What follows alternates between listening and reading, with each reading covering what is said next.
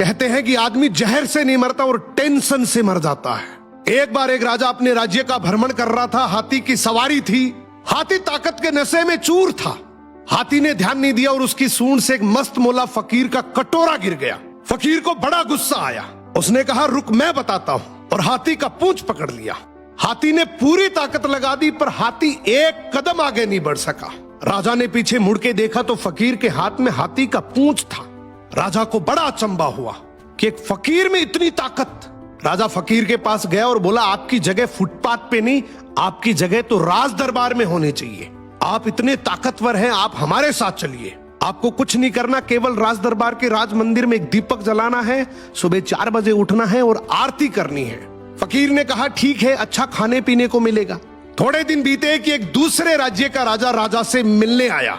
राजा ने रौब जमाने के लिए बातों ही बातों में बोल दिया कि हमारे राज्य की सेना और प्रजा की तो बहुत दूर की बात है। हमारे राज्य के तो फकीर भी इतने ताकतवर हैं कि एक बार तो हाथी को भी पकड़ ले तो हाथी भी एक कदम नहीं बढ़ सकता। दूसरे राज्य के राजा ने बोला, भी हमें तो दिखाओ तब माने। राजा ने फकीर को बुलाया और कहा, नाक का सवाल है, ध्यान रखना। फकीर ने कहा, ठीक है, हाथी को बुलाओ। फकीर ने हाथी का पूंछ पकड़ा मगर इस बार पासा पलट चुका था। हाथी फकीर को घसीटते हुए ले गया। ये देखकर राजा को बड़ा अचंबा हुआ और फकीर से बोला कि जब तुम फुटपाथ पर रहते थे, रूखा सूखा खाते थे, तब भी तुम में इतनी ताकत थी।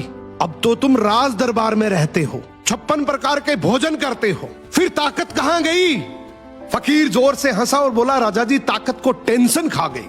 पहले मेरे कोई टेंशन नहीं थी, कब उठना है, कब जागना है, कब सोना है। अब रात को सोता हूं तो टेंशन लेकर सोता हूं कि सुबह 4 बजे उठना है, दीपक जलाना है, आरती करनी है। टेंशन मेरी ताकत को खा गई। यही हालात आज के समय की है। हम सोते हैं तो हर दिन हजारों टेंशन लेकर सोते हैं जो हजारों बीमारियों को न्योता देती है, जबकि हमें पता है कि टेंशन करने से कुछ नहीं होगा। वही होगा जो भगवान को मंजूर है। फिर टेंशन करने का क्या फायदा?